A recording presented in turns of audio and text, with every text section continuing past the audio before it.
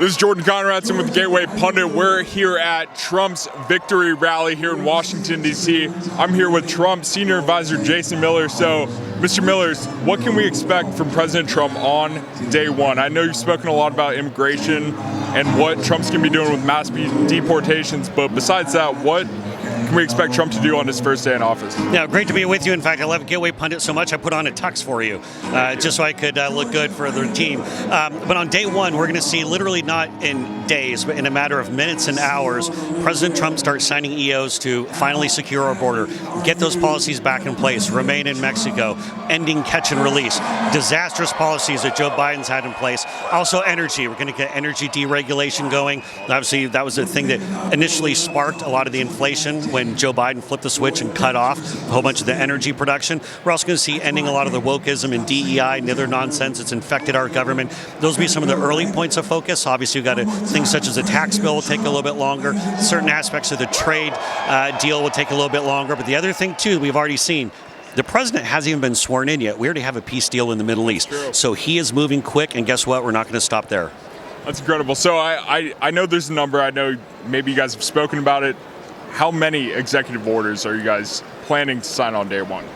Somewhere between many and very many. But keep in mind, in addition to the executive orders, there are also executive actions. And so it'll be a combination of those. Some can be simple rules changes, things that you don't necessarily need a full executive order. But I don't have the exact number, but I know over the first couple of days, it's a lot.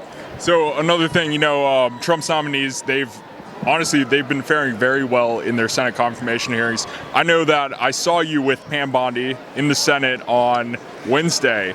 What did you guys talk about? What is your takeaways from her confirmation hearings? We need a good attorney general to take back our weaponized justice system and use it for the people. Really do. Pam Bondi is going to be a rock star, and I think once we get Kash Patel confirmed in a couple of weeks, that he's going to be a rock star as well to run the FBI. But President Trump picked the right people, and going in front of the Senate hearing, it's a little bit of a media circus from the Democrat side. True. But the thing, if you noticed, and particularly with Scott Bessent in his hearing, when he went around the room, our people have met with so many of these senators, even the Democrats, that they realize that even the Democrats realize that President Trump's picks are very impressive. So once we get the people to the hearings, they do very, very well. It's just a matter of getting there, cutting through the media noise. But I'm looking forward to Pam Bondi getting in quick. And by the way, we need to get her confirmed really quick. Exactly. He's got highly skilled Republican nominees. Do you expect the Republican Senate to be unified around everyone, including Pete Hegseth? I know we've had some holdouts among Republican senators. Do you expect Republicans to vote unanimously for Trump's agenda? I think we're going to have great unity. Obviously, I'd never go and say what the exact vote count or something like that will be. But Pete Hegseth really did well in his hearing. And I think it's going to be really tough for any senator to look at that hearing, see his command of the issues, the way he's able to fire back and attack the false Democrat narratives that have been pushed against him, the anonymous smear attacks, things of that nature. You cannot have watched that hearing and vote against Pete Hegseth if you're a Republican. You can't. He's too good. And by the way, Trump needs a Secretary of Defense in place. This isn't something that we can mess around with. The world is way too dangerous. Let's get him in there.